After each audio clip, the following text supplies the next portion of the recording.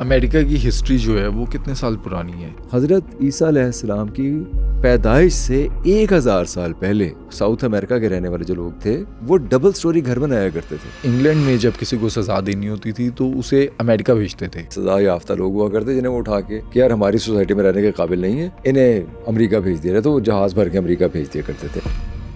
Columbus भी एक लुटेरा था जो स्पेनिश किंग और क्वीन थे उसकी आशीर्वाद से गया था सोना इकट्ठा करने के लिए। उसका ख्याल था कि मैं स्पेन के मुखालिफ ट्रेवल करूंगा तो मैं इंडिया पहुंच जाऊंगा, तो हालांकि इंडिया तो बहुत दूर था, पहुंच ही यहाँ गया। ब्रिटिशर्स को रेड इंडियन से इतनी नफरत क्यों थी? रेड इंडियंस को वाइप आउट क्यों किया? इंडिया में ब्रिटिश ने बड़े आराम से चंद हजार लोगों ने पूरे हिंदुस्तान को महकूम बना लिया, लेकिन रेड इंडियंस उनकी बात मानने के लिए तैयार नहीं थे। वो इनसे झगड़ पड़ते थे, इन्हें मारते थे। ऐसे वाक़यात भी सामने आते हैं कि जिसमें भूख है, सर्दी है और खाने को कुछ नहीं है, तो इन लोगों ने अपनी बीवी को मार के खा लिया। दुनिया भर से गुलाम आते थे वहां पर और उनके जरिए तरक्की हुई। अमेरिकी जो गुलाम आता था $12 का और $257 का गुलाम बिकता था। डोनाल्ड ट्रंप जो कुछ कर रहा है वो एग्जैक्टली वही है जो ब्रिटिश ने यहाँ आके किया था अमेरिका के अंदर। अफगानिस्तान के अंदर $3.26 ट्रिलियन इन्होंने झोंके हैं जंग के अंदर। अफगानिस्तान के अंदर 20 साल रहे, लेकिन ये नाकाम हो जाते हैं उसमें। हमें लगता है कि नाकाम हो गए, एक्चुअली नाकाम नहीं हुए होते। War is horrible but horribly profitable is well. Drug बेचने वाले जो कार्टल्स हैं बहुत बड़े बड़े, ये वो हैं माफियाज, वहां पैदा हुए हैं अफगानिस्तान के अंदर, अमेरिकनों ने पैदा किए हैं, खुद अमेरिकी लोग हैं। अमेरिका क्या तारीखी तौर पे सिर्फ और सिर्फ वाइट रेस का मुल्क है? ये रेड इंडियंस कौन थे और इन रेड इंडियंस को किसने और क्यों अमेरिका से वाइप आउट किया? ताजे बरतानिया ने अमेरिका से किन रिचेस को लूटा? अमेरिका को आज़ादी कैसे मिली और गुलामों ने अमेरिका की तरक्की में कैसे किरदार अदा किया? ये सब तारीखी हकाइक जानिए आज के इस पॉडकास्ट में। मैं बहुत मेहनत और तहकीक के बाद आपके लिए ये पॉडकास्ट को लेकर आता हूँ। अगर आप समझते हैं कि मैंने आपको वैल्यूएबल कंटेंट दिया है तो इस पॉडकास्ट को सपोर्ट करें और अभी सुनो डिजिटल को सब्सक्राइब करें। ज़िशान भाई, डोनाल्ड ट्रंप कई ममालिक के ऊपर पाबंदियां लगा रहा है कि वो अमेरिका में नहीं आ सकते, कुछ पे टैरिफ भी लगा रहा है। लेकिन अगर हम इसका हिस्टोरिकल बैकग्राउंड देखें, क्या अमेरिका सिर्फ और सिर्फ जो वाइट रेस है उनका मुल्क है? नहीं, इन सफ़ेद फामों का, वाइट रेस का मुल्क अमेरिका नहीं है। कम अज़ कम कहीं और इधर उधर से, इंग्लैंड से यूरोप में घूमते फिरते, गिरते पड़ते, मरते खपते, खार होते, जलील होते, वहाँ से अमेरिका में आए हुए हैं और आए भी ऐसे हैं कि दखल अंदाज हुए हैं। इन्होंने कब्ज़े किए हैं, तसल्लुत कायम किया है, इन्होंने ऐसे ऐसे भयानक जराइम किए हैं अमेरिका के अंदर, इस सरजमीन पे, कि इंसान की रूह कांप जाती है वो तारीख़ पढ़ के, सुन के। इनफैक्ट बरतानवियों से बहुत पहले 15वीं सदी में हम जाते हैं तो 15वीं सदी में कोलंबस जो आज का मैक्सिको है, यहाँ लंगर अंदाज होता है। ये अमेरिका था, कोलंबस आता है, रास्ता भटक के आता है, अपनी तरफ से तो वो इंडिया पहुंचा होता है। वो तो वहाँ से ख़त भी यही लिखता है कि मैं इंडिया पहुंच गया हूँ, इंडिया में बड़े दरख्त हैं, बड़े फल हैं, बड़े फ्रूट हैं, मैं आऊँगा वापस। और ये वहाँ पहुँच के बड़े लंबे अरसे तक यही समझता रहा कि मैं इंडिया में पहुँचा हूँ। उसका ख्याल था कि मैं बस स्पेन के मुखालिफ ट्रेवल करूँगा तो मैं इंडिया पहुँच जाऊँगा, तो हालांकि इंडिया तो बहुत दूर था, पहुँच ही यहाँ गया। जब ये यहाँ पहुँचा तो यहाँ के जो मकामी लोग थे उन्होंने कैसे इस्तकबाल किया होगा एक अजनबी का। सफ़ेद फाम, एक अजनबी जो कभी आया ही नहीं इस ज़मीन के ऊपर कोई बाहर से, तो ये इन लोगों ने कैसे इस्तकबाल किया होगा, आप हैरान हो जाते हैं सुन के। कैसे किया? तोहफे तोहफ़ दे के, यानी कि वो जो जिन लोगों को गैर मुतमद्दन, जिन लोगों को वहशी और बारबेरियन या जंगली और जैसे जैसे खिताबात दिए गए, जैसे नाम दिए गए, जैसे पोर्ट्रे किया गया अपने लिटरेचर में, अपनी फ़िल्मों में, इन लोगों को जो अमेरिका के असल लोग थे वो तोहफे, बच्चे तोहफे लेके गए उसके जहाज़ के पास, खाने पीने की चीज़ें लेके गए, जो कुछ उन बेचारों के पास था इसको वेलकम करने के लिए। फिर वैशी किसने कहा? इन्हीं लोगों ने कहा। ये सफ़ेद फार्म जो हैं, ये जो वाइट रेस है, इनके हार्ट दिल बड़े काले हैं इनके।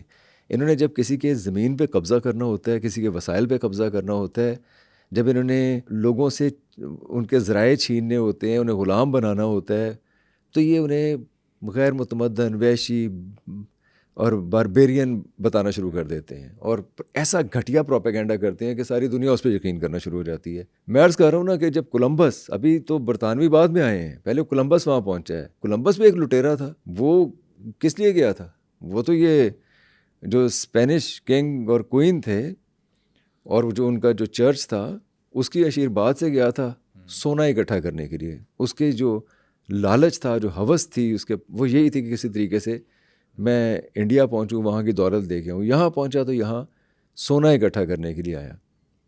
वो तोहफे लेके पहुंचे, उन्होंने इससे बड़े प्यार से मोहब्बत से पेश आए। इसने उन लोगों को ग़ुलाम बना लिया।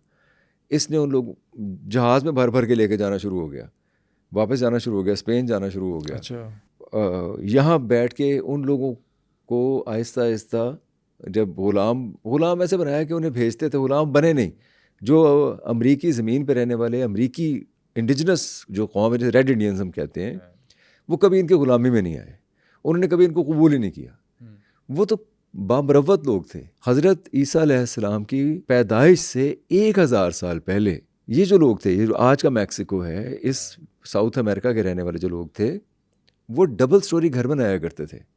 वो बहुत मुतबद्दल लोग थे, फैमिलीज़ में रहा करते थे, वो एक दूसरे का ख्याल करते थे, वो छोटे मोटे जराइम के ऊपर सख्त सज़ाएं नहीं दिया करते थे।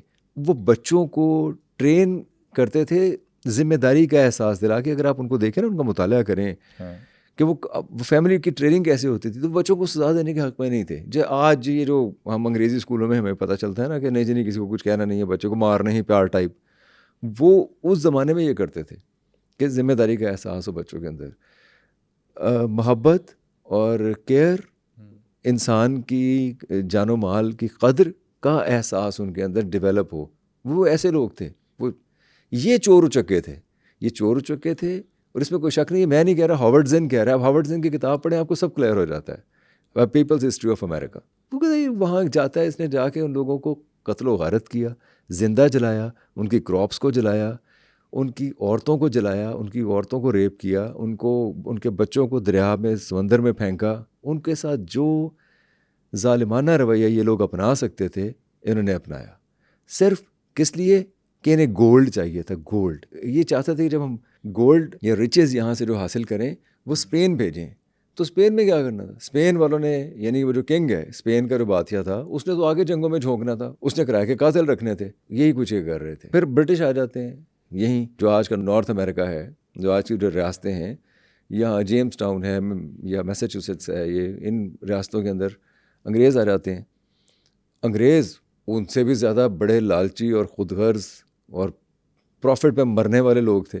उन्होंने भी जो ज़ालिमाना सलूक किया इंडिजिनस लोगों के साथ अमेरिका के, वो हम डिस्कस करेंगे। लेकिन आपका सवाल था कि डोनाल्ड ट्रंप जो कुछ कर रहा है, डोनाल्ड ट्रंप जो कुछ कर रहा है वो एग्जैक्टली वही है जो ब्रिटिश ने यहाँ आके किया था अमेरिका के अंदर। प्रॉफिट और प्राइवेट ओनरशिप, वसाइल पे कब्ज़ा, दौलत का इकट्ठा करना, झूठ बोलना, फ्रेब देना, रिटोरिक्स, दूसरों को कमतर और इन्फीरियर साबित करना, वाइट रेस को सुपीरियर साबित करने की कोशिश करना। वो बरतानवी भी यही कर, उन्होंने मास्टर स्लेव मोरालिटी कायम कर ली थी। एक ये मास्टर है जो सफ़ेद फाम है और बाकी सारी दुनिया स्लेव है। क्या डोनाल्ड ट्रंप के ऐसा करने में, इस पागलपन में कोई समझदारी आपको लगती है? हाँ जी, बिल्कुल समझदारी है। वो समझदारी ये है कि ये बातें हम कर रहे हैं, यहाँ जो ग्रीन कार्ड लेने के मुतमन्नी हैं वो तो हमें बुरा भला ही कहेंगे, लेकिन अमेरिका में जो अनएम्प्लॉयमेंट है वो बहुत ज़्यादा बढ़ गई है, जॉब्स नहीं है। आप इसे उसका पागलपन कहें या पागलपन के अंदर एक छुपी हुई समझदारी कहें। एक तरफ तो वो ये नारा लगा रहा है कि मैं ऑटोमेशन की तरफ जाऊंगा, वो साथ वो मस्क को भी लेके फिर रहा है, ऑटोमेशन की तरफ जाऊंगा, खुद कार रोबोट्स होंगे काम करने वाले, सारा कुछ। दूसरी तरफ कह रहा है मैं जॉब्स दूंगा। जब आप ऑटोमेशन की तरफ जा रहे हो तो जॉब्स कहाँ से दोगे? फिर तो मतलब ये कॉमन सेंस है। लेकिन असल में वो दुनिया के वसाइल पे कब्ज़ा करना है। अब जो यूक्रेन के साथ उसने किया, ज़ेलेंस्की के साथ, वो सीधी सीधी बदमाशी है, ऐसी गुंडागर्दी है, गैंगस्टर्स की तरह से उसने बिहेव किया है। ज़ेलेंस्की को टीवी के ऊपर बिठा के कहना कि वो इलाके छोड़ दो। अच्छा, वो इलाके छोड़ दो तो मुझे अर्थ मेटल्स जो हैं वो हासिल करने दो अपने मुल्क में। असल मसला तो वहाँ मिनरल्स हासिल करने का है, बिल्कुल डील का है, डील का है, माइनिंग का है, अर्थ मेटल्स हासिल करने का है। तो वो करना है यूक्रेन के अंदर। इसलिए सब कुछ ये पापड़ बेले जा रहे हैं। दूसरी बात ये कि रशिया के साथ भी जो मोहब्बत की पींगें बढ़ाई जा रही हैं, उसके पीछे साइनो रशियन एक स्प्लिट है थोड़ी सी, जो कैश करवाना चाह रहा है, क्योंकि असल टारगेट या असल मकसद रशिया से मोहब्बत नहीं है, फिर क्या है? वो चाइना से नफरत है, चाइना से राइवलरी है, चाइना का अपनी मंडियों तक पहुंचना और चाइना का दुनिया की मंडियों के ऊपर आ जाना, चाइना की प्रोडक्ट का छा जाना, असल में तो वो दुख रहा है। वो जो चाह ये रहा है कि हम कि रशिया को साथ मिला के चाइना की जो डेवलपमेंट है मार्केट के अंदर उसको कंटेन किया जाए, इसीलिए चाइना के ऊपर टैरिफ की बात भी करता है। अमेरिकी सदूर का जो पागलपन होता है ना, उसके पीछे एक विजडम होती है, लालच होता है, वो एक चालाकी होती है। बज़ाहिर वो पागलपन नहीं लग रहा होता है। अब जो कुछ भी वो कर रहा है, फॉर एग्जांपल अगर वो कहता है कि गज़ा के रहने वाले इजिप्ट चले जाएं, जॉर्डन चले जाएं, वो अपनी ज़मीन छोड़ दें, हज़ारों साल से जिस ज़मीन पे रह रहे हैं वो छोड़ दें, और बज़ाहिर नारा ये था कि मैं मामला तय करूंगा, आने से पहले तो इसी तरह की बातें कर रहा था ना, मामला तय करूंगा, आगे इनके आपस में बैठूंगा। अब ये नज़र आ रहा है कि जब मामला तय करने की तरफ जाएंगे तो पैलेस्टीनियन स्टेट का मसला सामने आएगा। तो पैलेस्टीनियन स्टेट तो किसी सूरत ये मानना नहीं चाहते, ये तो उनको बेदखल करना चाहते हैं अपनी ज़मीन से, इसलिए उसको तहरीक दे रहे हैं नेतन्याहू को कि वो रगे बाद। और बेसिकली ये खुद कब्जा करना चाहता है उस पर। वो थॉर्न इन द फ्लैश बना के रखेंगे इसराइल को। खुद कब्जा करने से मुराद ये है कि क्योंकि अरब्स के पास तेल है ना, वो इम्पोर्टेंट है, स्ट्रेटेजिकली भी इम्पोर्टेंट है वो सारा खत्म। मिडल ईस्ट, इंडिया और यूरोप, उनके साथ भी मिलके चाहता है कि एक अलायंस बनाया जाए, उनको भी एक हलाशरी दे रहा है कि ये तीनों मकसद वही है कि चाइना को न्यूट्रलाइज किया जाए, चाइना को आइसोलेट किया जाए। एक तो ये मकसद है। फिर एक तीर से दो शिकार भी हो जाते हैं। लिबिया में क्या हुआ था? लिबिया में इन्होंने अपने सफ़ीर को मरवाया, पहले खामोश रहे, उसके बाद शोर मचाना शुरू कर दिया, उसको वजह बना के पूरे लिबिया की बर्बादी कर दी इन्होंने। गल्फ वॉर में क्या हुआ? बाद में मानते भी रहे हैं कि वहाँ WMDs नहीं थे, नहीं मिले, टोनी ब्लेयर भी माने हैं, ये लोग भी माने हैं। तो किसी ने कोई नदामत महसूस की, किसी ने वो जो बेईमाना वॉर क्राइम्स वहाँ किए हैं उस ज़मीन के ख़िलाफ़, उन लोगों के ख़िलाफ़, उस पूरी तहजीब के ख़िलाफ़, किसी ने पूछा इनसे? $54 बिलियन इन्होंने जंग पे ख़र्च किए हैं। $375 बिलियन इन्होंने असला बेच के कमाए हैं। War is horrible but horribly profitable is well. ऐसे बिजनेस है इनका, बिजनेस है। तो ये जो कुछ हो रहा है गल्फ में किया, अफगानिस्तान के अंदर $3.26 ट्रिलियन इन्होंने झोंके हैं जंग के अंदर, बैठे हैं अफगानिस्तान के अंदर आके। हाँ। यही वादा किया था ना कि फ़ौज नहीं उतारेंगे, फ़ौज भी उतारी, बैठ गए। $3.6 ट्रिलियन अफगानिस्तान के अंदर। क्या था, इन्हें क्या मिलना था अफगानिस्तान? कुछ भी नहीं मिला, 20 साल रहे हैं। लेकिन वहाँ बैठना ज़रूरी था, वहाँ आना ज़रूरी था, क्योंकि वो इस खत्ते को नहीं छोड़ेंगे। कभी वो अपने प्रॉक्सीज़ के ज़रिए, कभी अपने लोगों के ज़रिए, कभी अपने ट्रेंड किए हुए लोगों के ज़रिए, कभी खुद डायरेक्ट फ़ौजियों के ज़रिए, अपने ट्रूप्स के ज़रिए, अपने मरीन्स के ज़रिए वो वहाँ अपनी प्रेजेंस रखेंगे। अब भी उन्हीं की प्रेजेंस, जिस तरह वो जो ड्रामा आपने देखा था ना जब वो छोड़ के गए, गनी कैसे भागा और ये लोग कैसे आए और किस तरह इन्होंने रातों रात जहाज़, अपने जहाज़ के ऊपर लोग बैठ के भाग रहे हैं, ये इतना भयानक, खौफनाक और मज़ाक़ खेज़ ड्रामा है ये लोग, और ऐसे ही करते हैं ये लोग। इसकी मैं तफसील में नहीं जाऊँगा। चाइना और रशिया तो ये इल्ज़ाम लगाते रहे हैं कि दहशतगर्दी को प्रमोट करने वाले खुद बहुत बड़े स्पॉन्सर खुद अमेरिका है, खुद अच्छा। अमेरिका है स्पॉन्सर करने। वो दहशतगर्दी को प्रमोट करने के पीछे कुछ इंसेंटिव्स हैं। दुनिया जब टेररिज्म का शिकार होगी, दुनिया में जब जंगें लगेंगी, तो वहाँ एक इनसिक्योरिटी होगी। उस इनसिक्योरिटी के लिए वो असला खरीदेंगे। असला किससे खरीदना है इस वक्त? अमेरिका से। American military complex, industrial complex जो असला बनाता है वो किसी ने ख़रीदना भी दिया है ना, वो जो पानी पा के रखना नहीं रहने। वो ख़रीदने के लिए वो कब ख़रीदेंगे? जब वो एक दूसरे से डरेंगे, एक दूसरे से इनसिक्योर होंगे। तो ये है सारी गेम, ये सारा मसला है।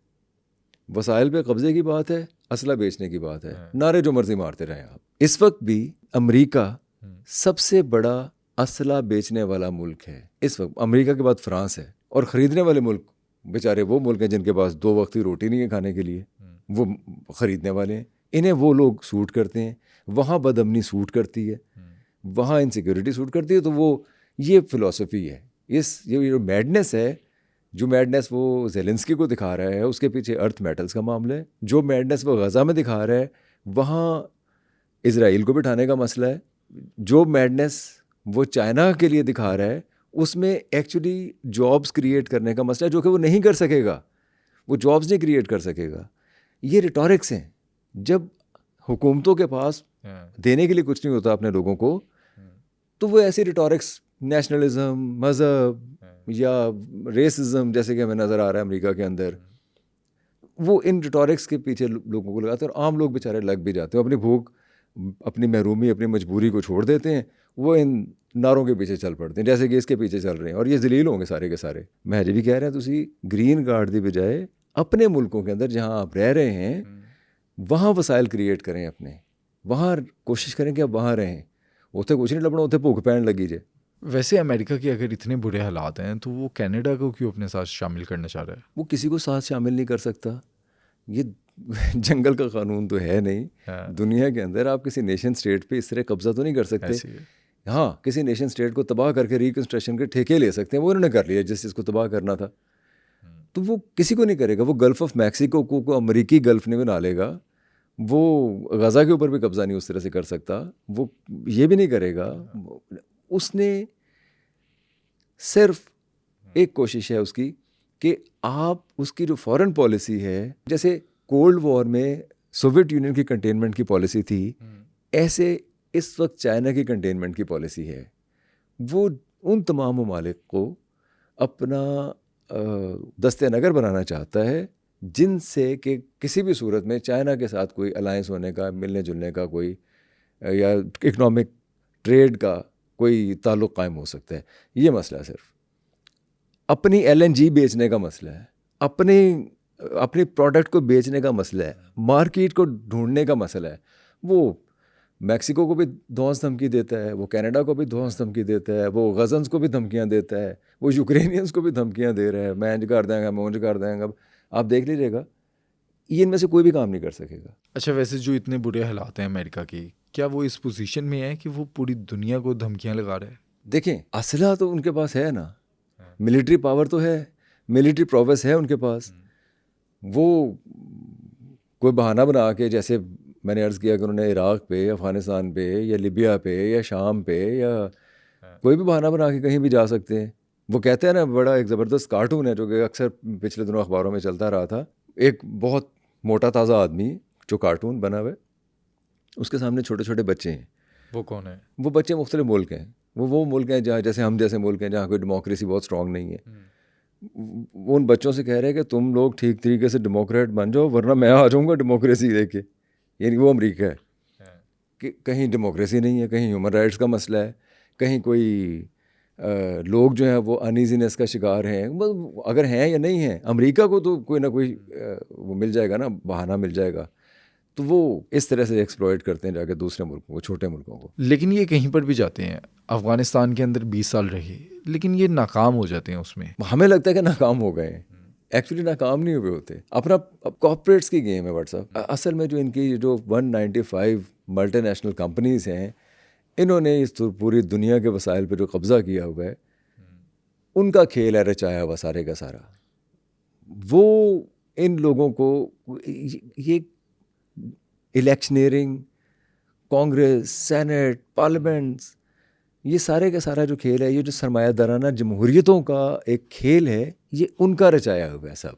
बज़ाहिर हमें लगता है आए, मतलब अफ़गानिस्तान में वो आए ही क्या करने थे? वो टेररिस्ट को पकड़ने के लिए आए थे। वो टेररिस्ट तो खुद उनके अपने भेजे हुए थे, वो तो उनके अपने लोग थे जिनके ऊपर इन्होंने इल्ज़ाम लगाया कि वो टेररिस्ट हैं। हम नहीं कहते टेररिस्ट थे या नहीं थे, जिन पे इन्होंने इल्ज़ाम लगाया वो तो इनके अपने लोग थे सारे के सारे। फिर वो अगर आ गए थे तो उनको पकड़ लेते, वो पकड़े नहीं गए। कई दफ़ा उनको पकड़े जाने की प्लानिंग भी हुई, कई बार हैंड ओवर करने का मसला भी आया, हैंड ओवर भी नहीं किए गए, खुद नहीं लिए। Descent into chaos Ahmed Rashid की किताब है, आप वो पढ़ लें, उसमें पूरी तफसील लिखी हुई है, बड़ी गैर जानिबदारी से लिखी हुई है कि कैसे इन लोगों ने वहाँ ये उतरे, कैसे इन लोगों ने पैसा वहाँ झोंका, कैसे अफ़गानों के साथ जुल्म किया, कैसे वहाँ ड्रग बैरन्स बन गए ये लोग। यानी कि ये ड्रग बेचने वाले जो कार्टल्स हैं बहुत बड़े बड़े, ये वो हैं माफियाज वहाँ पैदा हुए हैं अफ़गानिस्तान के अंदर, अमरीकनों ने पैदा किए हैं, ख़ुद अमरीकी लोग हैं जो माफियाज हैं, जो नशा बेचने वाले लोग हैं, असला बेचने वाले लोग हैं। कैसे वो वहाँ के जो वॉरलॉर्ड्स हैं उन्हें ब्राइब करके अफ्यूम का कारोबार करते हैं वहाँ, यानी उन्हें ब्राइब करते हैं, पैसा देते हैं कि सानू कुछ ना कहना, सानू बस अपना काम करन दो, तुहाडा काम तुहाडे नाल, साडा साडे नाल, और ख़ुद वहाँ नशा बेचते हैं, नशा पैदा करते हैं पूरी दुनिया के अंदर, और मिलियनर बन गए हैं वो नशा बेच बेच के। एक अमरीकी फ़ौजी खातून ख़ुद अकेले वॉशरूम नहीं जा सकती, उनको रेप होने का ख़तरा है अपने ही दोस्तों से, अपने ही साथियों से। कैसे अमरीकी फ़ौजी पागल हो गए हैं वापस जाके, कैसे अमरीकी फ़ौजियों ने ख़ुदकुशियाँ की हैं, कैसे वो ज़हनी तौर पर बर्बाद हो चुके हैं अफ़गानिस्तान के अंदर ऐसे इन जंगों। और फिर जो गल्फ़ वॉर के अंदर जो कुछ इन्होंने किया, जो इन ह्यूमन क्राइम कमिट किए इन लोगों ने, अगर आप उनकी तफसील पढ़ें आप हैरान रह जाएंगे। इन्होंने जैसे बेगुनाह लोगों पे, सादा और मासूम लोगों पे, सीधे सीधे लोग थे वो बेचारे, उनको ख़ानदानों के ख़ानदान को सिर्फ असला टेस्ट करने के लिए कत्ल किया। किसी के घर में घुस के, किसी की लड़की पसंद आ गई तो उसके घर में घुस के, ये वॉर क्राइम्स हैं। इन वॉर क्राइम्स की आप तफसील पढ़ें आप हैरान रह जाएंगे कि ये कितने गलीज़ लोग हैं ये सारे के सारे। और ये आज से नहीं है, ये क्राइम हमें उस दिन से ही नज़र आता है जब ब्रिटिश अमेरिका के अंदर आए थे। इन्होंने जो रेड इंडीज़ के साथ किया, इन्होंने उनकी खेतों को जलाया, उनके बच्चों को कत्ल किया। यहाँ वर्जीनिया में जब इन लोगों ने बस्तियाँ बसाई आके, जेम्स टाउन में, रोड आइलैंड में, वर्जीनिया में, मैसाचुसेट्स में, तो वर्जीनिया के अंदर एक कबीला रहता था, उसका एक सरदार था जिसका नाम था प्रोडा मार्टिन। उसकी बीवी थी जो मलका थी, बच्चे थे, और वो कबीला बहुत ज़्यादा इंटीग्रेटेड था, जैसे कि अमरीकी कबाइल हुआ करते थे। उसमें औरतों की बहुत ज़्यादा इज्जत थी, औरतों का कबीले के फ़ैसलों में बहुत अमल दखल हुआ करता था। अच्छा। तो प्रोडा मार्टिन ब्रिटिश को पसंद नहीं करता था, क्योंकि ब्रिटिश ने जब लोगों को जलाना शुरू किया, इनके खेतों को जलाना शुरू किया, मारना पीटना शुरू किया, ग़ुलाम बनाना शुरू किया, तो ये ग़ुलामी को, मारपीट को, धौंस धमकी को एक्सेप्ट नहीं करते थे। आखिरी वक्त तक इन्होंने एक्सेप्ट एक्चुअली नहीं किया। प्रोडा मार्टिन के साथ इनकी लड़ाई हुई, प्रोडा मार्टिन को इन्होंने कत्ल किया लोगों को बाहर से बुलवा के। उसकी बीवी को इन्होंने रेप किया, कत्ल किया, टुकड़े टुकड़े किया, उसके बच्चों के साथ ये सलूक किया और इबरत का निशान बनाया उस इलाके के अंदर। वो सब कुछ जो कि एक इनह्यूमन क्राइम जो ये कर सकते थे किया। और ये पुरानी बात नहीं है, ये अब भी वही कुछ करते हैं। अब सिर्फ ये कि बॉम्ब से, बुलेट से और तबाहकारियों से, वेपन से, जदीद वेपन्स के साथ करते हैं, करते वही कुछ हैं जो पहले से करते आए हैं। अच्छा, बरतानवी जो हैं वो क्या करने गए थे अमेरिका में? बरतानवी भी जब उन्होंने देखा कि कोलंबस पहुंच गया, जब कोलंबस पहुंचा, कोलंबस भी तो गोल्ड लेने के लिए गया था ना, तो बरतानवी भी वहाँ रिचेस के लिए आए। क्योंकि आप देख रहे हैं कि 14वीं 15वीं सदी जो थी, ख़ासकर 15वीं 16वीं सदी, इसके अंदर बरतानिया और स्पेन, डच, पोर्चुगीज़, इनके दरमियान बहरी रूट्स की लड़ाई तो जारी थी। इनके दरमियान इंडिया पहुंचने की या वो इंडोनेशिया पहुंचने की, उन इलाकों में जाके मसालों की तिजारत और सब, उसके लिए लड़ाई तो जारी थी। अच्छा, ये ऐसा नहीं ना हुआ कि कोलंबस वहाँ पहुंचा और पहुंचने के बाद वापस आ गया। कोलंबस ने वहाँ उसकी शान में बहुत कसीदे पढ़े उस जगह की, क्योंकि एक तो वो इनाम हासिल करना चाह रहा था, जय जयकार करवाना चाह रहा था चर्च से, फिर बहुत सा पैसा लगा के गया हुआ था, उसने वो पैसे भी पूरे करने थे जो उसे स्पॉन्सर किया था यहाँ भेजने के लिए। इसीलिए पहली बार वो आया तो चंद गुलामों को लेके आ गया था वापस, और आके ये कहा कि वहाँ बहुत दौलत है। फिर अगली बार 17 जहाज़, पहले 3 जहाज़ लेके गया, अगली बार 17 जहाज़ लेके गया था वो, और वहाँ से कि भर भर के वहाँ की जो दौलत है वो लेके स्पेन आएगा। अमेरिका में उस टाइम पे रिचेस थी क्या? अमेरिका में सबसे ज़्यादा तो ये था कि वहाँ सोना निकलता है, वो पानी के अंदर वो सोना ढूंढते हैं, पानी में से सोना निकालते हैं।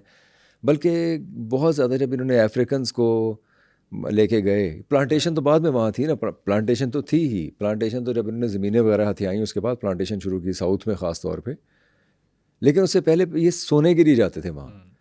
तो सोना वो आसान काम नहीं था। वो ये कहते हैं कि वो पानी के अंदर झुके झुके जो अफ्रीकन स्लेव्स थे उनकी कमर टूट जाया करती थी, वो इतना मुश्किल काम था। और इन्होंने फिर ये भी किया, ये तो कोलंबस ने भी किया, ब्रिटिश ने भी किया, कि ये लोगों की टोलियां बना के भेजा करते थे और उन्हें कहते थे कि आपने इतना सोना ढूंढ के हमारे लिए लाना है। वो जो मकदार इन्होंने दी होती थी वो सोना ढूंढ के लाना ज़रूरी था। अगर वो नहीं कोई ला पाता तो उसे मार के फेंक दिया करते थे। उनके लिए बहुत आसान था ये सब कुछ करना। और ये कोलंबस खुद करता था?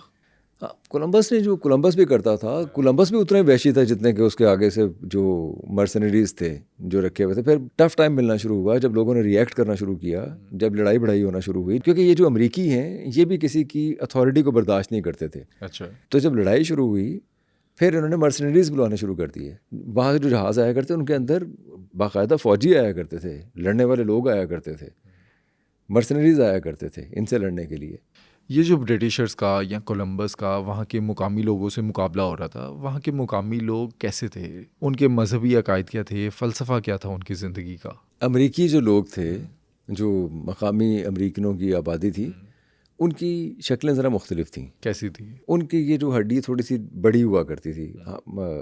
आम जो कॉकेशियन रेस है या मंगोलॉयड रेस है या हम एशियंस हैं, उनकी बनस्बत उनकी हड्डी थोड़ी सी, रेड इंडियंस को आप देखें ना, और आंखें ऐसे जैसे वो खाबीदा सी आंखें हुआ करती थी, लंबी सी नाक हुआ करती थी। उनके चेहरे मोहरे ज़रा फ़र्क थे और वो थोड़े फ़ौरन पहचाने जाते हैं कि ये अमेरिका के रहने वाले लोग हैं, रेड इंडियंस हैं। फैमिलीज़ में रहा करते थे, ख़ानदान, क्लैन, ज़मीन के साथ उनकी जुड़त बहुत ज़्यादा थी। और सबसे बड़ी बात यह है, वहाँ प्राइवेट ओनरशिप का तसव्वुर नहीं था, जो इन कमबख्तों के यहाँ बहुत शदीद था।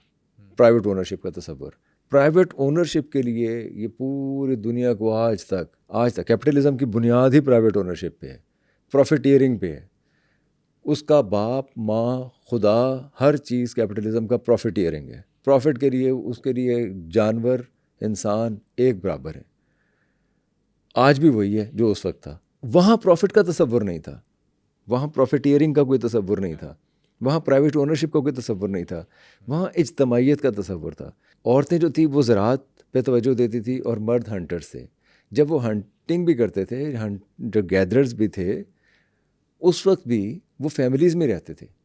वहाँ अगर कोई औरत किसी शख्स के साथ रहना चाहती थी तो रहती थी, नहीं रहती थी तो वो बड़े आराम से अलग होकर किसी और के साथ रह लिया करती थी। अच्छा। हाँ, वहाँ कोई ऐसे पेट्रियार्की का उस तरह तसव्वुर नहीं थे जो हमारे यहाँ या इंग्लैंड के में मिलता है, क्योंकि सेंस ऑफ पोजेशन नहीं थी। किसी चीज़ को, किसी इंसान को, किसी जज्बे को मिल्कियत बनाने का तसव्वुर नहीं था। ये तो उन मुआशरों में होता है ना जो भूखे मुआशरे होते हैं। ये तो इनका मुआशरा था ना बरतानवियों का, क्योंकि ये थे ही या कज़ाक थे, लुटेरे थे, प्लंडर्स थे शुरू से, तो इनकी साइकी के अंदर वही चीज़ थी।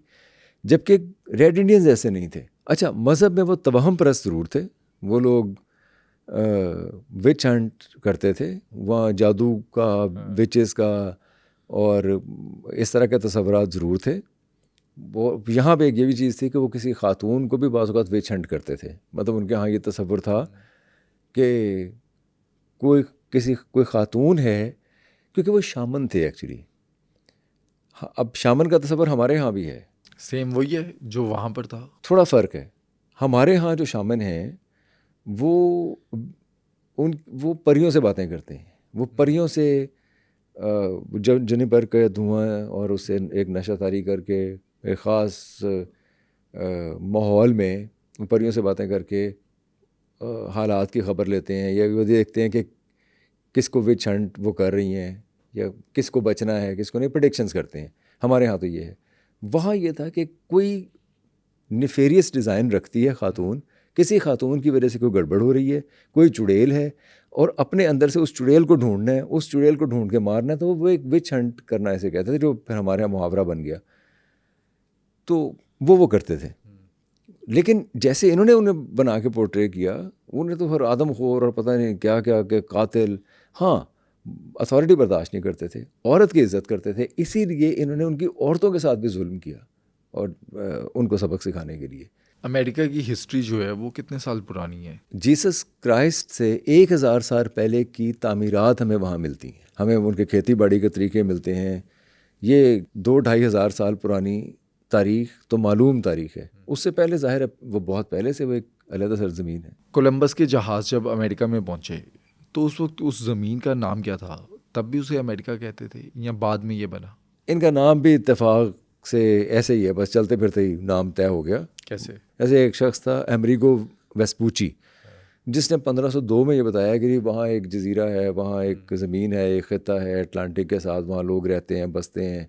उसने बताया था, और उससे सुना के मार्टिन ने एक नक्शा बनाया, उस नक्शे का नाम उसने अमेरिका रख दिया, और इन्होंने वो सौखा का मतलब बयान है कि चलो यही ना ठीक है, इन्होंने उसका नाम अमेरिका रख दिया उस ज़मीन का। अदरवाइज़ वो जो नाम है वो ज़मीन के करैक्टर से मुमासलत नहीं रखता। ब्रिटिशर्स को रेड इंडियन से इतनी नफरत क्यों थी? रेड इंडियंस को वाइप आउट क्यों किया? ब्रिटिश को नफ़रत शायद किसी से नहीं थी, ब्रिटिश को मोहब्बत अपने मफाद से थी, प्रॉफिट से थी। अपने प्रॉफिट से थी, उनकी ज़मीनों से थी, उनके जो वसाइल से थी। वहाँ वो सेटलमेंट कायम करना चाह रहे थे, जेम्स टाउन के अंदर सेटलमेंट कायम भी हुई। लेकिन मसला वहाँ आता है कि आप देखें इंडिया में आए, इंडिया में ब्रिटिश ने बड़े आराम से चंद हज़ार लोगों ने पूरे हिंदुस्तान को महकूम बना लिया। हाँ। लेकिन रेड इंडियंस उनकी बात मानने के लिए तैयार नहीं थे। रेड इंडियंस अपने कल्चर पे, अपने कस्टम पे या अपनी अथॉरिटी पे वो नहीं करते थे, कॉम्प्रोमाइज़ नहीं करते थे, वो इनसे झगड़ पड़ते थे, इन्हें मारते थे। अच्छा। पहली जो लड़ाई हुई थी उसमें 387 लोग कत्ल हुए थे। फिर आहिस्ता आहिस्ता इन एक दूसरे के ख़िलाफ़ मुठभेड़ झगड़े शुरू हो गए। अब ब्रिटिश ने अपनी बस्तियां बसानी शुरू की, सेटलमेंट शुरू की, जैसे जेम्स टाउन के अंदर सेटलमेंट की। फिर मैसाचुसेट्स में आए, वर्जीनिया में आए, रोड आइलैंड में आए, इन सारी जगहों पे आना शुरू हुए, सेटलमेंट करनी शुरू की। लेकिन उन सेटलमेंट्स के जो वाक़यात हैं, ये अब देखिए, ये जो सेटलमेंट है ये 17वीं सदी है पूरी। ये कोई ऐसा नहीं कि 10-12 साल में, 20 साल में वहाँ सेटलमेंट हो गई हैं, पूरी एक सदी है। उस दौरान में बड़े ही लर्ज़ाखेज़ वाक़यात हमारे सामने आते हैं। ऐसे वाक़यात भी सामने आते हैं कि जिसमें भूख है, सर्दी है और खाने को कुछ नहीं है, तो इन लोगों ने अपनी बीवी को मार के खा लिया है, इन लोगों ने मुर्दे खाए हैं, इन लोगों ने वेस्ट प्रोडक्ट तक खाया है। ये आप बात कर रहे हैं ब्रिटिशर्स की या रेड इंडियंस की? मैं ब्रिटिशर की बात कर रहा हूँ। रेड इंडियंस तो वहाँ रहते थे, उनकी तो ज़मीन थी, वो तो हज़ारों साल से रह रहे थे, वो तो फल भी खा सकते थे, वो तो पत्ते भी खा सकते थे, वो तो सब कुछ खा लेते थे जो वो खा सकते थे, उन्हें तो रहना आता था। दूसरी बात ये कि वो ज़रा गुरिल्ला फाइट जानते थे, ये जहाँ भी थोड़ा, क्योंकि घना जंगल था, घने जंगलों में रहा करते थे, उन्हें जंगलों में रहने का फ़न आता था, वो उनके ऊपर छुप के हमले किया करते थे। हर वक्त जो ब्रिटिश फर्स्ट सेटलमेंट्स ख़ास तौर पे या सेकंड सेटलमेंट्स जो थी, वो हर वक्त इस खौफ में रहती थी कि कहीं से हमला ना हो जाए, कोई आके कत्लो गारत ना कर दे, कोई मार ना दे। शुरू इन्होंने किया था, ये भी आपने याद रखना है, ये उन्होंने शुरू नहीं किया, वो तो वो लोग हैं जो उनके लिए तोहफे लेके खड़े हुए थे। उन्होंने बहुत लंबे अरसे तक कॉम्प्रोमाइज़ करने की कोशिश की, उन्हें कोई फिक्र भी नहीं थी कि अगर उनकी ज़मीन के ऊपर आ भी गए हैं तो। लेकिन जब इन्होंने उन्हें ग़ुलाम बनाने की, अथॉरिटी जमाने की कोशिश की, इन्होंने अपने असले के ज़ोर पे, क्योंकि इनके पास जदीद असला था, उनके पास असला नहीं होता था, वो असला बनाते ही नहीं थे। ये भी एक बड़ी अहम, ये सब हार्वर्ड ने लिखा है अपनी किताब में कि रेड इंडियंस जो है वो असला बनाते नहीं थे, उन्हें असले का पता ही नहीं था, उन्हें असले की ज़रूरत ही नहीं पड़ती थी। तो अपना सेल्फ डिफेंस कैसे करते थे? वो नहीं करते, उनको डिफेंस की ज़रूरत ही नहीं थी, वो आपस में ऐसी खौफनाक लड़ाइयाँ लड़ते ही नहीं थे। लड़ते थे, ग्रुप्स की लड़ाइयाँ, क्लैन की लड़ाइयाँ हो जाया करती थी, लेकिन वो ऐसे जदीद और खौफनाक किस्म के परनिशियस वेपन्स नहीं बनाते थे कि जिनसे शदीद कत्लो गारत का हो। ये कत्लो गारत तो इन्होंने शुरू की वहाँ जाके, जब हमले होने शुरू हुए, फिर ये छुप जाया करते थे कि कहाँ जाएं, वहीं रहना है। फिर ये किसी गार में कहीं छुप के रहा करते थे। सख्त सर्दी पड़ती थी, उस सख्त सर्दी में, ये तो हार्वर्ड ने लिखा हुआ है कि अपनी बीवी को मार के उसका गोश्त खाया हुआ है इन लोगों ने। अच्छा। मतलब ये सारे मसाइब, ये सारी जो इनक्लेमेंट वेदर, बहुत अनप्लेजेंट कंडीशंस, बहुत फरोशियस एनवायरनमेंट, फिर फियर, फिर इनसिक्योरिटी, ये सब के ज़ेर असर शुरू में वो रहे हैं। उस टाइम पे जो रेड इंडियंस थे उनकी तादाद कितनी थी? तादाद हज़ारों में थी। तादाद का भी ऐसा है कि रेड इंडियंस तो बहुत थे, ये लोग बाहर से आके आबाद होते थे, ये लोग 500, 1000, 2000, 10,000, वो इस तरह आहिस्ता आहिस्ता इनकी ग्रोथ होना शुरू हुई। लेकिन बीमारी की वजह से, लड़ाई की वजह से, भूख की वजह से, ख़ास तौर पे बीमारी की वजह से इनकी तादाद कम भी हो जाया करती थी। लेकिन एक बात है, जब कोलंबस आया है यहाँ, जो आज का मैक्सिको है, यहाँ जब कोलंबस आया तो इनकी आबादी कहा जाता है कि 10 लाख थी उस पूरे रीजन की। अच्छा। जब कोलंबस वहाँ से गया है, यानी कि जब ब्रिटिश आ गए, एक सदी के अंदर अंदर उनकी आबादी कम होके 500,000 रह गई थी। वजह क्या थी? वजह लड़ाई, कत्ल गारत। अच्छा, इन लोगों स्पेनिश के साथ? स्पेनिश के साथ। ये उन्होंने मारा उन्हें बहुत ज़्यादा, इन्हें ग़ुलाम बना के ले गए। ग़ुलाम ये कि इन्हें लेके जाया करते, जाके ग़ुलाम बना लिया करते थे। अभी तो हम डिस्कस कर रहे हैं कि कोलंबस ने जो रेड इंडियंस थे उनको गुलाम बनाया, लेकिन बाद में फिर हम देखते हैं जो अमेरिका, आज का अमेरिका है, उसको जो ग्रो करवाया, दुनिया भर से गुलाम आते थे वहाँ पर और उनके ज़रिए तरक्की हुई। बिल्कुल, वो जब इन्हें प्लांटेशन की ज़रूरत पड़ी बहुत, क्योंकि ज़मीन तो बहुत ज़्यादा ज़मीन पड़ी हुई थी, जब इन्होंने आहिस्ता आहिस्ता वहाँ अपने कदम जमा लिए, जब इन्होंने कुछ ऐसे कवानीन बना लिए, जब रेड इंडियंस को फिर ये पीछे धकेलते थे बहुत ज़्यादा, फिर इन्हें ज़रूरत पड़ी कि ये प्लांटेशन करें, क्योंकि उस प्लांटेशन से जो क्रॉप्स होंगी, वहाँ जो पैसा आएगा वो इंग्लैंड जाएगा, जो यहाँ करते थे। उसके लिए जो मैंने अर्ज़ किया ना कि जो रेड इंडियंस थे वो खेती बाड़ी वगैरह इनके लिए नहीं करते थे। अच्छा, वो अपने लिए करते हो तो करते हो, वैसे वो ऐसे थे ही नहीं ना, वो इस तरह स्लेव की तरह काम करते थे। अफ्रीकन्स को फिर ये वहाँ से लेके आना शुरू हुए। अफ्रीकन्स भी जो थे उन्हें ये स्लेव बना के लाते तो ज़रूर थे, लेकिन अफ्रीकनों का भी जो तमद्दुन था वो इनसे बहुत बेहतर था। अच्छा, मसलन वेस्ट अफ्रीका के अंदर जो अफ्रीकन क्लैंस थे वो भी फैमिली ओरिएंटेड थे। वो जज़ा सज़ा के तसव्वुर से आशना थे, वो नेकी बदी के तसव्वुर पे यकीन रखते थे। वो गरीब ज़रूर थे, उनके पास वसाइल नहीं थे, लेकिन वो मोहब्बत से रहने वाले लोग थे। इन्होंने उन्हें ग़ुलाम बनाया, उन्हें उठाया, बेचा यहाँ ला के। अमरीकी जो ग़ुलाम आता था $12 का, अच्छा, और $257 का ग़ुलाम बिकता था। स्लेवरी जो था वो बहुत बड़ा एक इंस्टीट्यूशन था। इन्होंने बरतानवियों ने अमेरिका के अंदर, जो कि जहाँ स्लेवरी का कोई तसव्वुर नहीं था, इन्होंने वहाँ स्लेवरी का तसव्वुर कायम किया, स्लेवरी लेके आए और बदतरीन स्लेवरी लेके आए। यानी दुनिया भर में या अफ्रीका के अंदर जो स्लेव्स थे, मैं उन्हें जस्टिफाई नहीं करता उस स्लेवरी को, लेकिन मैं फ़र्क बताना चाह रहा हूँ कि बरतानवियों की स्लेवरी और अफ्रीकन्स की जो अपनी जो स्लेवरी थी उसमें क्या फ़र्क है। वहाँ स्लेव को कुछ हुकूक हासिल थे, वो शादी कर सकता था, वो अपनी मर्ज़ी से अपना कुंबा बढ़ा सकता था, वो अपने लेजर टाइम को इस्तेमाल कर सकता था। बाज़ जगहों पे वेस्ट अफ्रीका के अंदर हमें ऐसे स्लेव्स भी मिलते हैं जो फैमिली का हिस्सा बन गए, और ज़्यादातर वहाँ ऐसे ही था, वो फैमिली में एसिमिलेट हो जाया करते थे स्लेव। इनहेरिटेंस यानी अगर किसी की कोई जायदाद बची है तो वो भी स्लेव के को मिल गई है। इस तरह ख़ानदान शादियाँ कर लिया करते थे, उसी ख़ानदान में शादियाँ कर लिया करते जहाँ स्लेव, मतलब वहाँ स्लेवरी का जो तसव्वुर था वो अलग था। वो ऐसा तसव्वुर नहीं था जैसे हमें बरतानवियों की इंट्रोड्यूस करवाई स्लेवरी का अमेरिका के अंदर मिलता है। अमेरिका में जो स्लेव था उसको तो चेन्स पहना के और छोड़ा जाता था काम करने के लिए, और बहुत कम खाने को दिया जाता था। अगर आप बीमार हैं, अगर आप काम नहीं कर सकते तो या तो आपको मार के फेंक देंगे या हाथ काट देंगे, या अज़ियतनाक सज़ाएं देते कि दूसरों को इबरत हासिल हो सके, किसी की जान की कोई अहमियत तो थी नहीं। Not to speak of any other right, human right कोई था नहीं। जैसा कि हम देखते हैं हिंदुस्तान में जब ब्रिटिशर्स किसी को सज़ा देते थे तो वो काला पानी की सज़ा देते थे, वहाँ पर भेज देते थे। लेकिन कहा जाता है कि इंग्लैंड में जब किसी को सज़ा देनी होती थी तो उसे अमेरिका भेजते थे।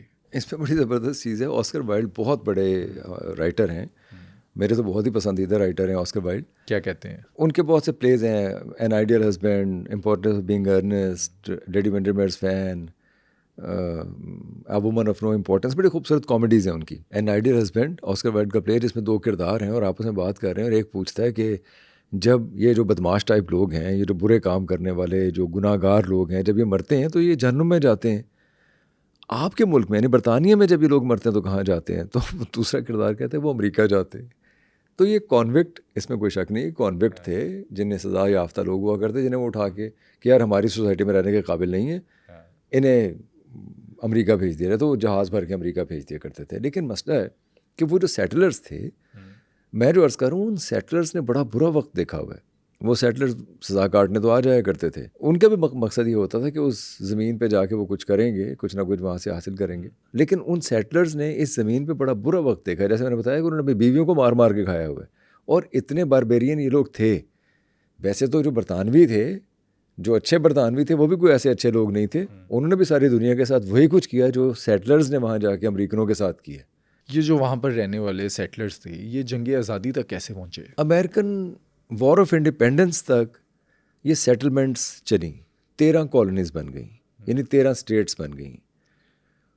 उन स्टेट्स में अब कंटेंडर्स हैं कुछ, एक तो कुछ स्टेक होल्डर्स हैं, एक तो वो सेटलर्स हैं जो अब कॉलोनियलिस्ट कहलाते हैं। ब्रिटिश राज है जो क्राउन है जिसको ये जवाबदेह हैं, और ब्रिटिश क्राउन की तरफ से हिदायत आ रही है, ब्रिटिश क्राउन ही ट्रूप्स भेज रहा है, फ़ौजी भेज रहा है, या जो भी उनके ऑफिशल्स आए हुए हैं वो कवानीन वहाँ बन रहे हैं, इनके ऊपर मुसल्लत हो रहे हैं। ये तीसरे वहाँ पे फ्रांसीसी हैं, क्योंकि फ्रांसीसी भी कंटेंडर हैं। लेकिन फ्रांसीसियों का मामला ख़त्म हो जाता है जब 7 ईयर्स वॉर होती है फ्रांस और बरतानिया के दरमियान, और फ्रांस को शिकस्त हो जाती है। अच्छा, वो तो अपने सुबकदोश हो जाते हैं अपने इख्तियारात से, यहाँ अमेरिका के अंदर।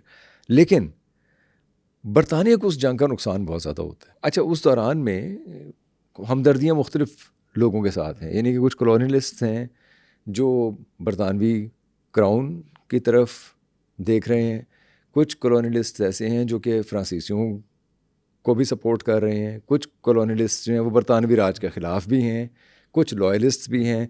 तो ये मुख्तलिफ ग्रुप्स हैं वहाँ अमेरिका के अंदर जो खेल रहे हैं। अच्छा, जब वो ब्रिटिश राज के अंदर थे तो फ़ायदा हुआ, कुछ दिया ब्रिटिश राज ने वहाँ पर जो रहते थे उन लोगों को? नहीं, देखिए वो थे तो बरतानवी ना, वो अपने आप को अलाइन तो ताजे बरतानिया के साथ ही करते थे। उनको ज़ाहिर है प्रोटेक्ट करने की जिम्मेदारी ताजे बरतानिया की थी, लेकिन प्रोटेक्ट वो कर नहीं सकते थे क्योंकि उस ज़मीन पे तो वो हैं या रेड इंडियंस हैं, या अगर झगड़ा वगड़ा होता है तो नहीं। हाँ, बरतानिया ने फ़ौजी भेजना उस वक्त शुरू किए जब उनके मफादात को ख़तरा शुरू हुआ। इनकी पार्लियामेंट कानून पास करती रहे, स्टैम्प एक्ट उन्होंने पास किया, उन्होंने कागज़ के ऊपर ड्यूटी लगा दी। जब उन्होंने टाउनशेंड एक्ट पास किया, जब उन्होंने इंपोर्ट्स के ऊपर ड्यूटी लगा दी, जैसे टिन था, ग्लास थे, पेपर था, शुगर थी, शुगर एक्ट बना दिया, शुगर के ऊपर, चीनी के ऊपर टैक्स लगा दिया, कॉटन पे टैक्स लगा दिया, कॉटन बहुत ज़्यादा प्रोड्यूस होती थी वहाँ, कॉटन के ऊपर टैक्स लगा दिया। और जब इन चीज़ों पे टैक्स लगा, अब ये जो सेटलर्स थे, जो कॉलोनियलिस्ट थे, इन्होंने सोचा कि ये अजीब मसला है। हम एक तो चीज़ें हम प्रोड्यूस कर रहे हैं, हम पैसा कमा रहे हैं, हम पैसा दे भी रहे हैं, फिर हम टैक्स भी अदा करें इतना ज़्यादा। जो ट्रेड वॉल्यूम था जिससे पैसा कमाया जा रहा था, अब ये देखिए 1700 में 1700 में वो 5 लाख पाउंड थे जो कमाए थे ताजे बरतानिया ने इनके ज़रिए, और 1770 में यानी कि 70 साल के अंदर अंदर जो फिगर हमें हावर्ड ज़िन देता है वो है 28 लाख पाउंड्स। बहुत ज़्यादा दौलत थी जो ये लोग कमा रहे थे। कॉलोनियलिस्ट का ये फ़र्ज़ है कि वो जंग की कीमत चुकाएं, क्योंकि इनके लिए तो हमने फ्रांसीसियों से जंग की है। बरतानवी जो बादशाह था उसका ये ख्याल था, उनकी ज़ाहिर पार्लियामेंट का भी ये ख्याल था, इसलिए वो इनके ऊपर ड्यूटीज़ लगा रहे थे। इन्होंने ये सोचा कि हम इनसे लेते नहीं ये चीज़ें, हम खुद प्रोड्यूस करना शुरू कर देते हैं। यहाँ जाके हमें नज़र आते हैं George Washington, Samuel Adams, John Adams, John Jay, तो फिर आगे जाके Thomas Jefferson, Alexander Hamilton, Benjamin Franklin, फिर ये सब लोग हमें नज़र आते हैं। ये जॉर्ज वाशिंगटन ख़ास तौर पे उन लोगों में से थे जो ये कहते थे कि आप खुद प्रोड्यूस करना शुरू कर दें, ये कौन सी ऐसी चीज़ें जो यहाँ प्रोड्यूस नहीं हो सकती। ये एक और तरह की एक बगावत समझी जा रही थी इसमें। इन्होंने फिर वो हम वाक़या देखते हैं कि इन्होंने स्टैम्प एक्ट के ख़िलाफ़ मूवमेंट चलाई और 5 लोग मारे भी गए उस मूवमेंट के अंदर, जिसे मैसेकर कहते हैं। 5 लोगों का मैसेकर हुआ। अब बरतानवियों की लड़ाई हो रही है कॉलोनियलिस्ट के साथ जो ख़ुद बरतानवी ही हैं लेकिन वहाँ अमरीकी सरजमीन पे हैं, स्टैम्प एक्ट के ख़िलाफ़ रिवोल्ट कर रहे हैं, टाउनशेंड एक्ट के ख़िलाफ़ रिवोल्ट कर रहे हैं। अच्छा, वो हुआ ये कि इन्होंने ये भी एतराज़ उठाया कि वो कौन होते हैं इस ड्यूटी लगाने वाले। तो उन्होंने एक और कानून, उन्होंने स्टैम्प एक्ट तो वापस ले लिया, लेकिन उन्होंने एक और कानून बनाया था, डिक्लेरेशन एक्ट। उसमें क्या था? उसमें यह था कि हम जो चाहे कानून आपके लिए बना सकते हैं। अच्छा, जिसे चाहे पकड़ सकते हैं, जिन्हें चाहे रख सकते हैं। फिर खैर ये चीज़ डेवलप होती गई। कॉलोनियलिस्ट में भी 5% लोग ऐसे थे जो 49% दौलत पे काबिज थे। उनमें भी जो जिन्हें फोर फादर्स और ये वे जो बड़े बड़े लोग थे वो लोग थे। 5% लोग 49% दौलत पे बैठे हुए थे कब्जा करके। तो जाहिर है उन्होंने भी तो कुछ करना था ना। उन्हें ये वो किसी की अथॉरिटी को क्यों एक्सेप्ट करते, चाहे ताजे बरतानिया क्यों ना होता। अनइजीनेस यहीं से पैदा हो रही थी, 1770 से ही पैदा हो रही थी। कॉलोनियलिस्ट में और बरतानवी जो ताजे बरतानिया था उसके दरमियान में दूरियां भी होती गई। इन्होंने उनकी बातें मानने से इनकार किया, उन्होंने भी कुछ रेसिन कर लिए, कुछ कवानीन वापस ले लिए, लेकिन किसी न किसी तरीके से इनको फंसा के रखा, क्योंकि वो उनके लिए ज़रूरी था कि वो जंग में जो कुछ उन्होंने खोया है उसको पूरा करें। वो भी एनदी पे ना वो कड़ा कोई बहुत अच्छे सन। अमेरिका को ताजे बरतानिया से आज़ाद होने में कितने साल लगे? देखें 1763 में फ्रांस और बरतानिया की जंग हुई, फ्रांस को शिकस्त हुई, बरतानिया के टेंटिकल्स और ज़्यादा मजबूत हो गए। बरतानिया वॉर जो झोंका था पैसा उसे पूरा करने के लिए इनको पुश कर रहा था। ये वाक़या 1763 का। 1770 में मैंने आपको बताया कि 28 लाख पाउंड कमाए गए, लेकिन इनमें अनइज़ीनेस ये थी कि वो ये क्यों झोंकें, इनको पैसा क्यों झोंकें ताजे बरतानिया में। और ताजे बरतानिया आगे से ड्यूटी लगा रहा है क्योंकि वो कह रहा है कि मैंने आपके लिए जंग किया, मुझे पैसे दो। वो स्टैंप एक्ट लगा रहा है, टाउनशेंड एक्ट लगा रहा है, इम्पोर्ट पे एक्ट लगा रहा है, पेपर के ऊपर लगा रहा है, शुगर पे लगा रहा है, वो हर चीज़ पे इस तरह से टैक्स लगा रहे हैं। उन टैक्सेस को ये मान नहीं रहे, वो टैक्सेस वापस लेके नए टैक्स लगा देते हैं या वो कोई नए कवानीन बना देते हैं। ऐसे भी कवानीन बनाए गए जब इनकी मुठभेड़ हुई, जब लड़ाई हुई, कि आप मैसाचुसेट्स में पब्लिक मीटिंग नहीं कर सकते। अगर कोई बरतानवी फ़ौजी आके आपके घर में रहना चाहे तो वो रह सकता है। आप किसी के ख़िलाफ़ कोई प्रोपेगेंडा नहीं कर सकते। मतलब ये सारे, ये जब कोर्सिव एक्ट लगाया गया, जब लड़ाई हुई तो कोर्सिव एक्ट लगाया गया। ये सारी मुश्किलात फेस करते करते 1783 में फाइनली आज़ादी हासिल की बरतानिया से अमेरिकनों ने, यानी कि कॉलोनियलिस्ट्स ने। अच्छा। और लड़ाई हासिल करके की, बाकायदा बैटल हुई। और उस बैटल से पहले सिर्फ वर्जीनिया में जहाँ 16,000 लोग रहते थे, वहाँ 2,000 बरतानवी ट्रूप्स आ गए थे हैंडल करने के लिए मैसाचुसेट्स की सिचुएशन को, रोड आइलैंड की सिचुएशन को इन्हें करने के। जब इन्हें अंदाज़ा हुआ कि ये अब अटैक होगा कॉलोनियलिस्ट को, तो 2 लोगों को भेजा गया जिन्होंने बैल बजा बजा के गांव-गांव जाके लोगों को कहते थे कि हमला हो रहा है, हमला हो रहा है, बरतानवी हमला कर रहे हैं, बरतानवी हमला कर रहे हैं। तो ये लोग इकट्ठे हुए, लड़ाई हुई, बड़ी खौफनाक लड़ाई हुई। उससे पहले जब बॉस्टन टी पार्टी हो चुकी थी, बॉस्टन टी पार्टी यानी कि टी जो थी उस पर सबसे ज़्यादा टैक्स लगाया गया था। तमाम टैक्स वापस लेने के बाद जो टैक्स छोड़ दिया गया था वो टी पे था, चाय पे, और उससे इन्होंने बहुत ज़्यादा पैसा कमाना था। टी के ऊपर ये नहीं दे रहे थे। 3 जहाज़ थे, उन 3 जहाज़ों में 342 क्रेट थे चाय के। वो थोड़ी बहुत चाय नहीं थी, 342 उन्होंने सारे के सारे उठा के समंदर में फेंक दिए। $1 मिलियन की वो बनती है अगर आज के हिसाब से आप लगाएं तो खैर ये तो एक एक्चुअली एक बगावत थी ना। मसला ये नहीं था कि चाय ज़ाया होगी, मसला ये था कि ताजे बरतानिया के ख़िलाफ़ बगावत हो गई और उन्होंने ख़ुद अपने हाथ में ले ली चीज़ें।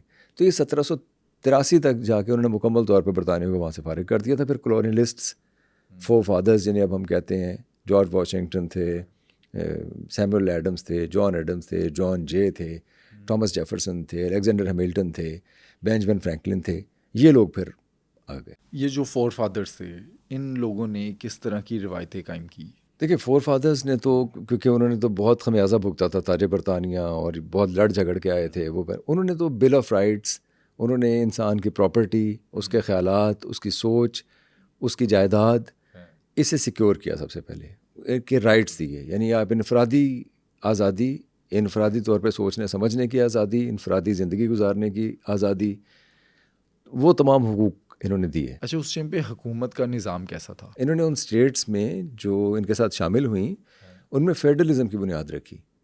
अमेरिकन जो फेडरलिज़म है वो बहुत मशहूर है। जैसे अलेक्जेंडर हैमिल्टन, वो तो थे ही सेंट्रल गवर्नमेंट के हामी, सेंट्रल गवर्नमेंट के स्ट्रॉन्ग सेंटर के हामी थे और इकोनॉमिस्ट थे। ये और बात है, वो एक खातून के चक्कर में डुअल में मारे गए थे बाद में, लेकिन ये कि वो थे स्ट्रॉन्ग और बड़े पढ़े लिखे आदमी थे। वाशिंगटन जो थे वो मॉरल वैल्यूज़ को एड्रेस करते थे। वो ये कहते थे कि आप गॉड के लिए, लैंड के लिए, अपनी मॉरल वैल्यूज़ के लिए ज़िंदगी गुजारते हैं, वो इस तरह थे। और जो जेम्स मैडिसन थे वो ये कहते थे कि हमें प्योर डेमोक्रेसी नहीं चाहिए, हमें रिप्रेजेंटेटिव डेमोक्रेसी चाहिए। हमें ऐसी डेमोक्रेसी चाहिए जहाँ सब लोगों की नुमाइंदगी हो और हकीकी मायनों में नुमाइंदगी। ये ना हो कि बस जो मेजॉरिटीज़ अथॉरिटी, वो ऐसा नहीं होना चाहिए। तो आज भी हम देखते हैं कि अमेरिका में जो रिप्रेजेंटेटिव गवर्नमेंट का जो निज़ाम है, जो नुमाइंदगी का निज़ाम है, वो बड़ा स्ट्रॉन्ग है। और थॉमस जेफरसन, जिनका मौज़ोलियम भी हम देखते हैं जो वाशिंगटन डीसी में, थॉमस जेफरसन जो है वो डेमोक्रेसी के हामी थे, एग्रेरियनिज़म के हामी थे। तो बिल ऑफ राइट्स, इनफरादी आज़ादी, इनफरादी प्रॉपर्टी राइट्स, बोलने का हक, तनकीद करने का हक, वो सब कुछ जो उन्हें डिनाई किया जा रहा था ताजे बरतानिया की तरफ से, उन्होंने मेक श्योर किया कि हम इन उसूलों पे अमेरिका की बुनियाद रखेंगे, तो वो उन्होंने रखी किसी हद तक। अमेरिकन हिस्ट्री में हम देखते हैं कि गुलाम का एक जो कल्चर था वो काफ़ी ज़्यादा था।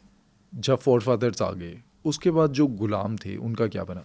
हाँ, ये बड़ा दिलचस्प है। एक्चुअली अमेरिका के अंदर ग़ुलामी का इंस्टीट्यूशन बहुत स्ट्रॉन्ग बन गया था। जो ग़ुलाम थे ख़ास तौर पे सदर्न स्टेट्स में, वहाँ प्लांटेशन बहुत ज़्यादा होती थी। वहाँ ग़ुलामों का रखना इसलिए ज़रूरी था क्योंकि प्लांटेशन उन्हीं को करनी आती थी, बहुत बड़े बड़े स्केल पे काम करना होता था, बहुत ज़्यादा प्रोड्यूस होती थी, तो सारा कारोबारी ज़िंदगी उसी से चलता था। लेकिन जो नॉर्दर्न साइड है, नॉर्दर्न साइड में फैक्ट्री थी, नॉर्दर्न साइड में मिलें, और वो जो कुछ पैदा होना है उसको प्रोसेस किया जाता था। तो एक इंडस्ट्रियल और एग्रेरियन, दो मुख्तलिफ तबके, दो मुख्तलिफ क्लासेस, दो मुख्तलिफ कम्युनिटीज़ डेवलप हो गई थी। अपने टोपोग्राफी की वजह से, या अपने ज़मीन के कैरेक्टर की वजह से, या डेवलपमेंट की वजह से, यानी नॉर्थ में ज़्यादा हुई थी। तो साउथ और नॉर्थ में फिर ये हुआ कि ग़ुलामों के ऊपर जब टैक्स लगाए गए, नॉर्दर्नर्स ये चाहते थे कि ग़ुलामों पे भी टैक्स लगे, क्योंकि ग़ुलाम भी एक जीते जागते इंसान है। अब वो अगर टैक्स लगता है तो उन्हें बहुत ज़्यादा टैक्स देना पड़ता है सदर्नर्स को। सदर्नर्स ये वो उस टैक्स को नहीं देना चाहते थे जो ग़ुलामों पे लगना था। उन्होंने इस चीज़ पे नॉर्थ और साउथ के दरमियान बहुत ज़्यादा झगड़ा हुआ। कुछ ऐसे वाक़यात हुए, जैसे ड्रेड स्कॉट का एक वाक़या हुआ कि वो भाग के उधर चला गया, नॉर्थ से साउथ में चला गया। फिर उसने कहा, मैं तो नॉर्थ में रहता ही नहीं हूँ। नॉर्थ में एबोलिशनिस्ट्स हैं, नॉर्थ वाले एबोलिशनिस्ट जो चाहते हैं कि स्लेवरी को ख़त्म कर दिया जाए। सदर्नर्स जो हैं साउथ में रहने, वो कहते हैं कि स्लेवरी को कायम रखा जाए। अब ये साउथ से भाग के नॉर्थ में आ गया, तो इसने कहा कि मैं तो साउथ में रहा नहीं, मैं तो उस जगह हूँ ही नहीं, मेरे ऊपर तो वो कानून ही लागू नहीं होता, तो मैं क्यों टैक्स दूँगा। खैर ऐसे कुछ वाक़यात हुए जिसमें फिर एक इन्होंने कुछ कॉम्प्रोमाइज़ भी किए। जैसे एक रियासत है, वहाँ ग़ुलामदारी समाज है एक रियासत, लेकिन वो है नॉर्थ में, तो एक बस ऐसी रियासत है जिसके अंदर ग़ुलामदारी नहीं है, वो साउथ में है। तो उन्होंने कॉम्प्रोमाइज़ किया कि इसको स्लेव फ्री मान लिया जाए, इसको नॉर्थ में रखा जाए, साउथ में रखा जाए। इस तरह इन्होंने कॉम्प्रोमाइज़ करने की कोशिश की, लेकिन वो कॉम्प्रोमाइज़ हो नहीं सके क्योंकि तफावत बहुत ज़्यादा था। जो साउथ स्टेट्स थी उनमें और नॉर्थ के कॉन्फ्लिक्ट ऑफ इंटरेस्ट बहुत शदीद था, जिसकी वजह से वो डेवलप होती गई चीज़, और इवेंचुअली एक बहुत बड़े सिविल वॉर की सूरत में सामने आई 1860s में।